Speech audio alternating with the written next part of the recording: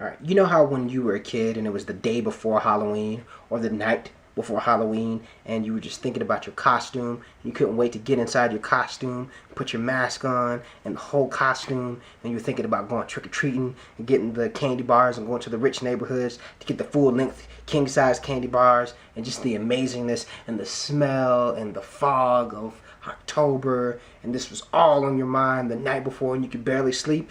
That is exactly how I felt after reading these comics.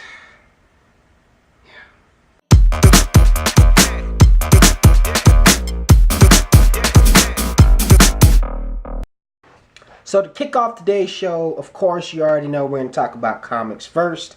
And as always, you know, I'm the guy who follows Spider-Man. He's my favorite superhero. So I've been reading the Amazing Spider-Man and Ultimate Spider-Man, Miles Morales. And so the issue we're going to start off with today is this bad boy right here, which is just a follow-up from number 3. But Original Sin, Amazing Spider-Man number 4, you know, kind of gets into this whole series of Original Sin, but specifically in Spider-Man's world. And this is a really, really good comic. I enjoyed it.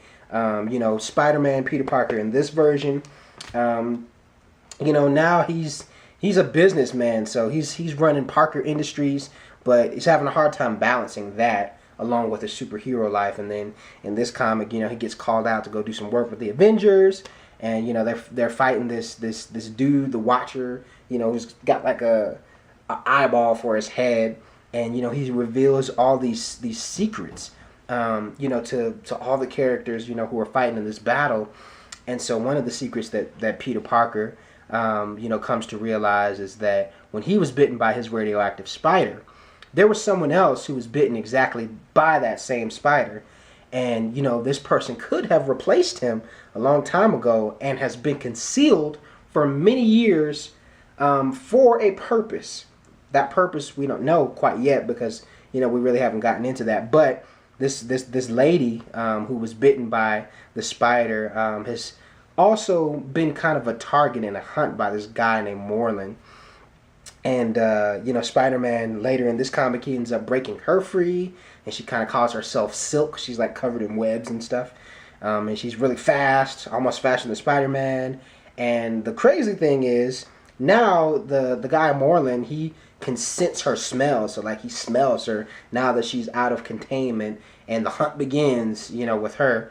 But now it's like they're Peter Parker and this Silk girl are almost like drawn to each other. So like he feels like his spider sense is going off usually when danger is around, but his spider sense is drawing him towards her, you know. And at the end of the comic, they're all like caked up with each other, kissing, you know, and it's like what the heck just happened? So a bit of a cliffhanger. I'm excited to see what happens next, you know, for the following issue. But must see, must read. Go get that thing. It's a good comic. So the next comic. Bam, right there. Miles Morales Spider-Man number 3, Ultimate Spider-Man. And this comic, it's a follow-up, obviously, you know, from number 2. But, you know, Miles, you know, previously was talking about telling his girlfriend, you know, that he was Spider-Man, that he is Spider-Man. And, you know, he's talking to his friend Doak about it, and, you know, he's saying it's a terrible idea, you shouldn't do that. But in this comic, he tells his girlfriend, and, you know, she kind of she's freaked out. She runs off, really doesn't say anything. So it wasn't the response he was hoping to get. And then aside from that, you know, there's these two Spider-Men, as people are calling them in this comic, you know, who are kind of just doing some weird stuff around the city. And then along with that, you know, his encounter with Peter Parker, you know, who he thought was dead, or is this a clone? Still some things to be, you know, unrevealed with that. But now Norman Osborn is back, and he's terrorizing the city, and he's looking for Spider-Man. And at the end of this comic, you know, I mean, it's basically just like the cover. You know, he's got Spider-Man, and there he comes out of a ball of fire, and, you know, they're fighting. They met at the place exactly where Peter Parker died, you know, in the Ultimate world. And so, you know, Miles Morales, he feels like it's all happening over again, what happened to Peter Parker. You know, so I'm excited to see what's going to happen next in this epic battle between the Ultimate Miles Morales Spider-Man and Green Goblin. So I'd love to hear you guys' thoughts on those comics as well. So let's talk a little bit about Batman versus Superman. I am really excited for this film. I can't wait for it to come out. Obviously, you know, I've already talked about it a little bit. This is something we have never seen on the big screen, so it is going to be, you know, kind of a history mark, I would say, in terms of creativity, you know, for comic book films. I'm really excited to see, you know, this actually take off as it is.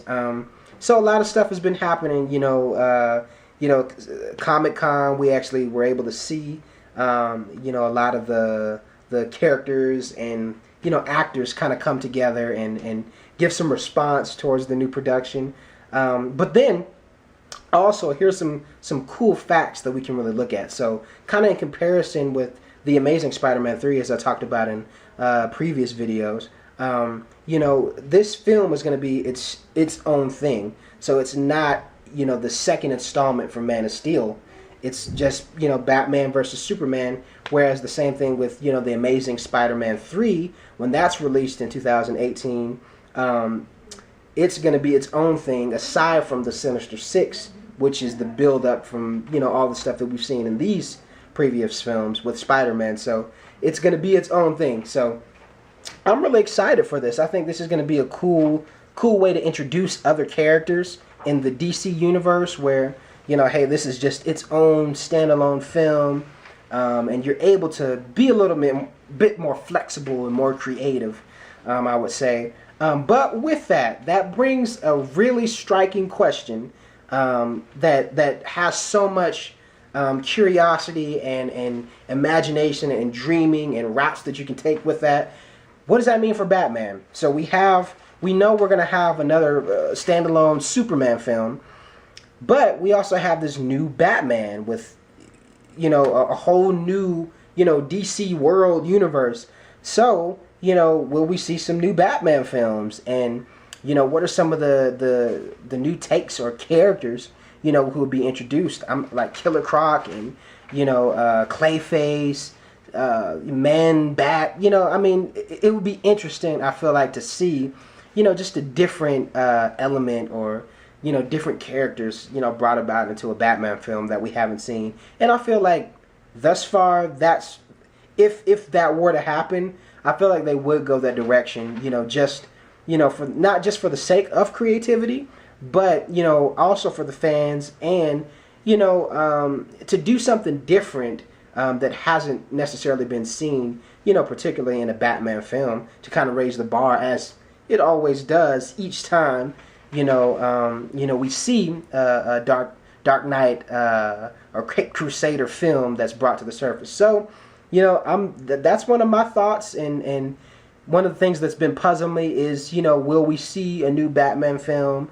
I would love to hear you guys' thoughts on that. Do you think it's too early to have a reboot for a Batman standalone film? Or, you know, hey, is this perfect timing after Batman vs. Superman comes out to really take that route? So I'd love to hear you guys' thoughts on that. Music-wise, I've been listening to Michael Jackson. MJ is my dude. Have pretty much all the albums, and the new one, Xscape. It's a great compilation of pre-recorded stuff that Mike has done. You know, Loving You and Love Never Felt So Good. Those are like the two top tracks that I love. And you have the old recordings, you know, the original recordings of these songs, and then the remastered and remixed songs, you know, done by Timberland and other folks that are on this album. So great listen. I would take a listen to that if you're an MJ fan. But that's kind of a little bit what I've been listening to. So yes, I would check out that album. And as always, if you like what you received from today's show, click that big fat subscribe button to get the latest on movies, music, comics, and television. I am your host, Kuraan Jones. Thank you for tuning in. Peace.